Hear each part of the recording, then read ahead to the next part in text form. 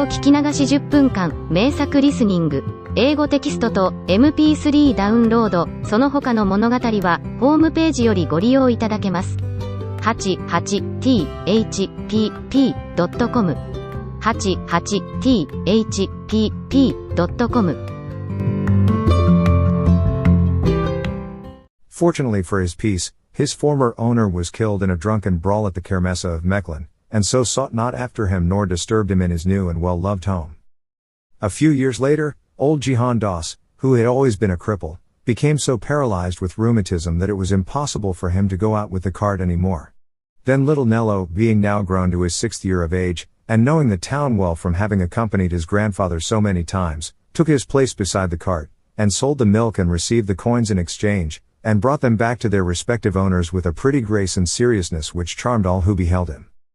The little Ardennes was a beautiful child, with dark, grave, tender eyes, and a lovely bloom upon his face, and fair locks that clustered to his throat, and many an artist sketched the group as it went by him, the green cart with the brass flagons of Tenier and Miris and Van Tal, and the great tawny-colored, massive dog, with his belt harness that chimed cheerily as he went, and the small figure that ran beside him which had little white feet and great wooden shoes, and a soft, grave, innocent, happy face like the little fair children of Rubens.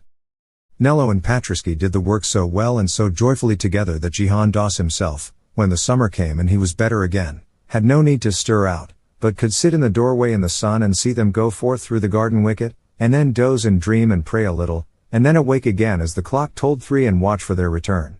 And on their return Patriski would shake himself free of his harness with a bay of glee, and Nello would recount with pride the doings of the day, and they would all go in together to their meal of rye bread and milk or soup, and would see the shadows lengthen over the great plain, and see the twilight veil the fair cathedral spire, and then lie down together to sleep peacefully while the old man said a prayer. So the days and the years went on, and the lives of Nello and Patriski were happy, innocent and healthful. In the spring and summer especially were they glad. Flanders is not a lovely land, and around the burg of Rubens it is perhaps least lovely of all. Corn and colza, pasture and plough, succeed each other on the characterless plain in wearying repetition, and save by some gaunt grey tower, with its peal of pathetic bells, or some figure coming athwart the fields, made picturesque by a gleaner's bundle or a woodman's faggot, there is no change, no variety, no beauty anywhere, and he who has dwelt upon the mountains or amidst the forests feels oppressed as by imprisonment with the tedium and the endlessness of that vast and dreary level. But it is green and very fertile, and it has wide horizons that have a certain charm of their own even in their dullness and monotony, and among the rushes by the waterside the flowers grow, and the trees rise tall and fresh where the barges glide with their great hulks black against the sun, and their little green barrels and vari-colored flags gay against the leaves. Anyway, there is greenery and breadth of space enough to be as good as beauty to a child and a dog, and these two asked no better, when their work was done, than to lie buried in the lush grasses on the side of the canal, and watch the cumbrous vessels drifting by and bring the crisp salt smell of the sea among the blossoming scents of the country summer. True, in the winter it was harder, and they had to rise in the darkness and the bitter cold, and they had seldom as much as they could have eaten any day, and a hut was scarce better than a shed when the nights were cold, although it looked so pretty in warm weather, buried in a great kindly clambering vine, that never bore fruit, indeed, but which covered it with luxuriant green tracery all through the months of blossom and harvest. In winter the winds found many holes in the walls of the poor little hut, and the vine was black and leafless, and the bare lands looked very bleak and drear without, and sometimes within the floor was flooded and then frozen. In winter it was hard, and the snow numbed the little white limbs of Nello, and the icicles cut the brave, untiring feet of Patriski. But even then they were never heard to lament, either of them. The child's wooden shoes and the dog's 4 legs would trot manfully together over the frozen fields to the chime of the bells on the harness, and then sometimes, in the streets of Antwerp, some housewife would bring them a bowl of soup and a handful of bread, or some kindly trader would throw some billets of fuel into the little cart as it went homeward, or some woman in their own village would bid them keep a share of the milk they carried for their own food, and they would run over the white lands, through the early darkness, bright and happy, and burst with a shout of joy into their home. So, on the whole, it was well with them, very well, and Patriski, meeting on the highway or in the public streets the many dogs who toiled from daybreak into nightfall, paid only with blows and curses, and loosened from the shafts with a kick to starve and freeze as best they might, Patriski in his heart was very grateful to his fate, and thought it the fairest and the kindliest the world could hold.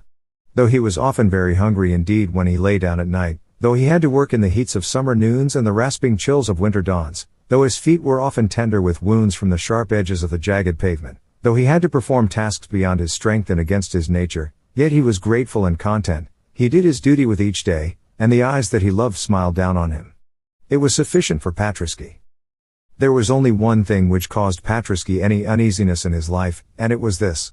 Antwerp, as all the world knows, is full at every turn of old piles of stones, dark and ancient and majestic, standing in crooked courts, jammed against gateways and taverns, rising by the water's edge, with bells ringing above them in the air, and ever and again out of their arched doors a swell of music pealing.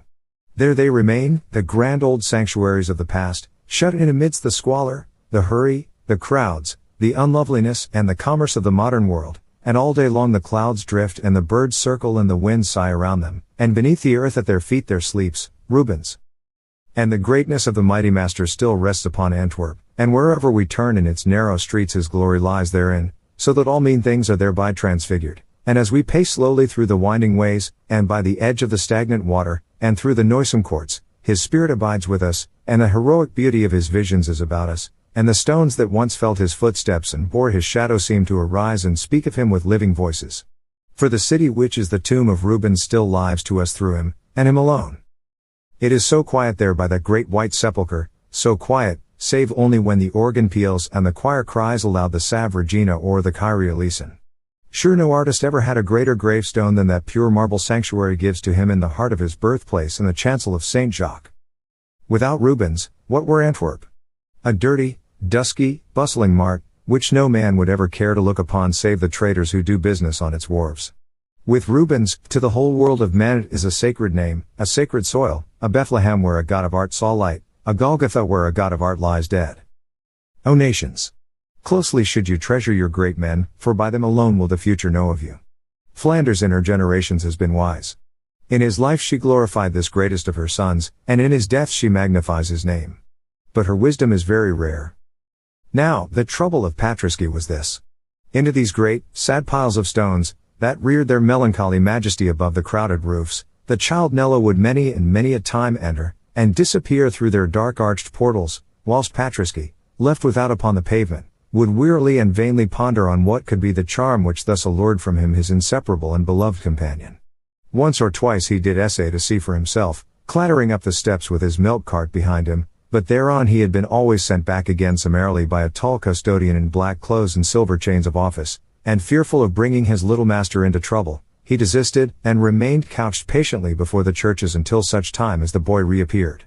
It was not the fact of his going into them which disturbed Patriski. He knew that people went to church, all the village went to the small, tumble-down, grey pile opposite the red windmill.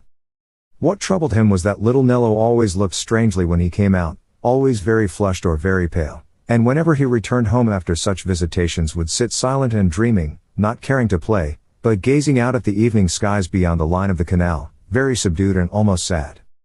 What was it? Wondered Patriski. He thought it could not be good or natural for the little lad to be so grave, and in his dumb fashion he tried all he could to keep Nello by him in the sunny fields or in the busy marketplace. But to the churches Nello would go, most often of all would he go to the great cathedral, and Patriski, left without on the stones by the iron fragments of Quentin Matsis's gate, would stretch himself and yawn and sigh, and even howl now and then, all in vain, until the doors closed and the child perforce came forth again, and winding his arms about the dog's neck would kiss him on his broad, tawny-colored forehead, and murmur always the same words, "If I could only see them, Patriski. If I could only see them." What were they? Pondered Patriski, looking up with large, wistful, sympathetic eyes. One day, when the custodian was out of the way and the doors left ajar, he got in for a moment after his little friend and saw. They were two great covered pictures on either side of the choir. Nello was kneeling, rapt as in an ecstasy, before the altar picture of the Assumption, and when he noticed Patriski, and rose and drew the dog gently out into the air, his face was wet with tears, and he looked up at the veiled places as he passed them, and murmured to his companion, "It is so terrible not to see them, Patriski, just because one is poor and cannot pay." He never meant that the poor should not see them when he painted them, I am sure. He would have had us see them any day, every day, that I am sure.